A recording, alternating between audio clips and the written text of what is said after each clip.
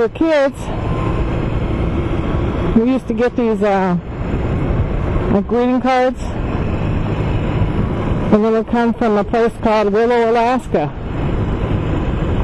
And we always thought that was so neat to get these cards, and they were like handmade looking, made out of like pressed paper and hand drawn.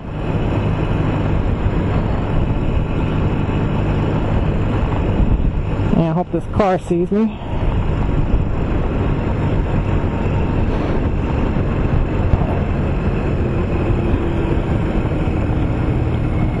Better for me to slow down, I guess.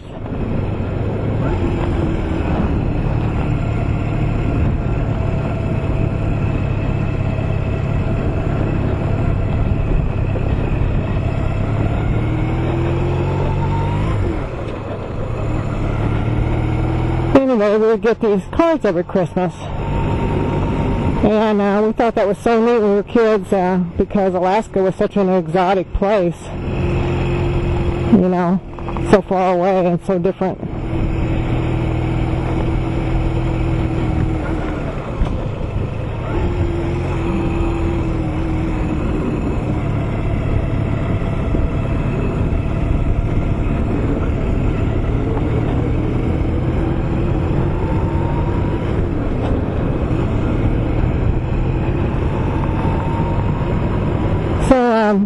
My dad would tell us these stories about when he was in World War II. He served in Alaska, and I don't think very many people served up there, but he was part of a detail that was up there, and supposedly in case the Russians invaded us. They were supposed to be the first force that they encountered. So while he was up there, he met this old guy, and my dad is a real nature lover, you know.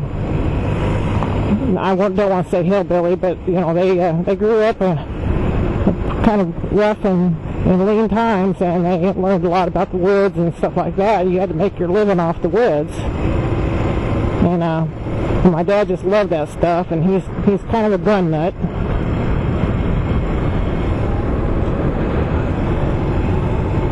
So he used to tell us these stories about this guy named Mike that he was friends with, an old trapper up there, and he used to go visit him when he had time away. And there used to be a railroad, I guess it still runs through there, an old railroad spur. And they used to take a hand railroad car that you know, like a two-person car that you have to manually pump to go down the railroad tracks to get to this guy's place. And the place was called Dancy Lake. And evidently this guy, you know, owned the land around there. And I guess he'd been there for quite a long time. But we always got these postcards from him, and we thought it was so neat. And sometimes he would send us other things, like pillowcase covers and stuff like that. And it was always about Alaska. You know, Alaskan bears and, you know, all that kind of stuff. So, at one point, I guess Mike had told my dad, bring your family up here, I'll give you some land to live on. So, yeah, my dad would love that, you know, he would have loved Alaska. And we were all helped up to move to Alaska. All of us kids, yeah, we would have liked it too. But my mom, you know, she's not much of a nature girl, so she was not about to move, you know, up and move her family of probably 5 kids at the time, and go somewhere like that. And it was rough up there. I mean, it's primitive. So, you know, we didn't do that. And, you know, I always wonder how different my life would have been if I would have moved up there, and things would have been so different. Anyway, come to find out, when this guy passed away, some people there sent my dad a letter, and they asked him, do you have any memorabilia of this guy, or letters, or anything that you would like to send to this museum, or whatever they were going to open in memory of this guy? Well, my dad did have some stuff, but he didn't want to part with it, so I'm not sure what he told them. I don't know if he told me he just didn't have anything or what. But I later on went into a lady online that was from close to that area, and I was telling her a story about this guy, and his name was Mike Ardell. And I didn't really know much about him. We never thought, much more about it than he was just an old trapper up there that didn't have much. Well, I guess come to find out, this guy owned a lot of land up there, and it was a pretty profitable place that he owned. Was a marina, became a marina.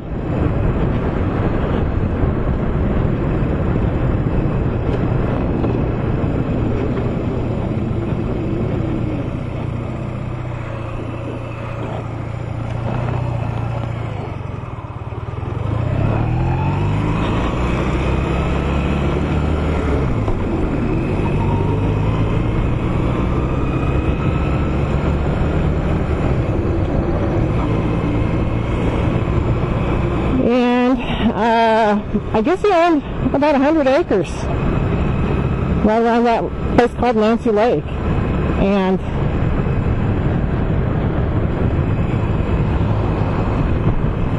he actually left his property in a trust to the college. He would never sell it because he didn't want them to make money off of it, but he left it in a trust, and I guess that the money that comes off of it now goes to a scholarship fund up there. Every year the kids can get money from this Mike Ardell scholarship. So we thought that was pretty neat. And this lady, she told me, yeah, I've heard of that guy. And she says, I think I know where he's buried. Well, she sent me she was really a nice lady. Oh, this track looks bad. Ooh, good Lord. Don't like that at all. Anyway, she sent me some information. She sent me a couple books, and a couple of them featured stories about Mike. And I looked online, and I did find some documents and a little more information, and even a couple things that he had written. And there weren't much. It was just a little statement about the marina and what he was hoping to do with it, and all that kind of stuff. And we did have pictures at one point. We had pictures of my dad on one of those, not a good place to park guy.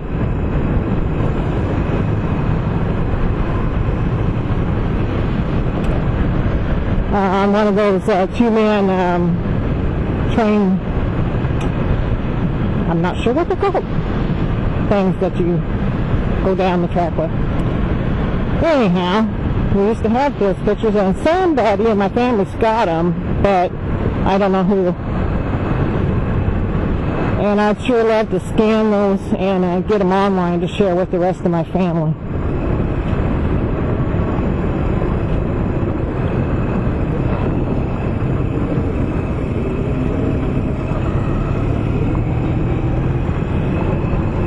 But this lady, I guess it kind of intrigued her too, that someone from Illinois knew about this guy. So,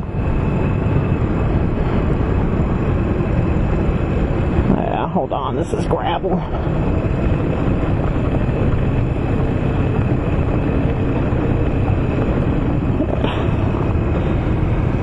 So she went out and went to the gravesite and found it. And sad to say, she sent me a picture And this guy that left this, more gravel, God.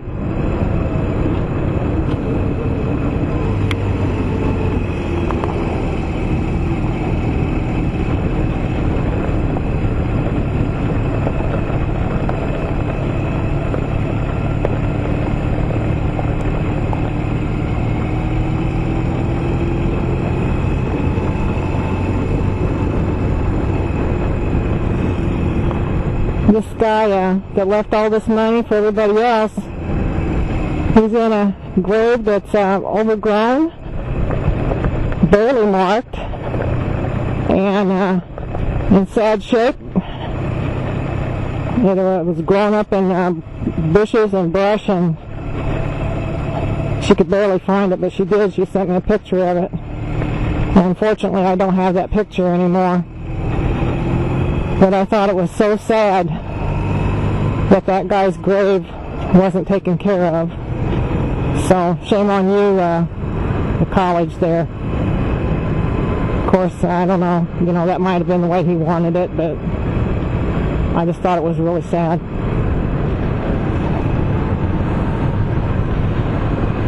I think right here there used to be an old farmhouse, and one of my boyfriends used to live there a long time ago.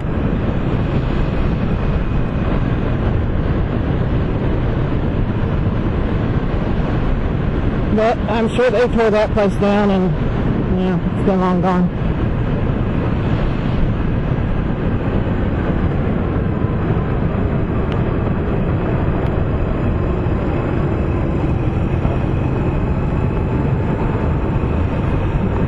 Yeah, there's a car behind me, so I think I'm going to pull over here and just let him go. And I'm going to turn around.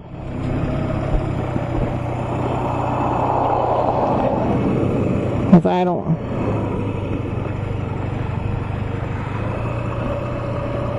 like where all this gravel is on these roads.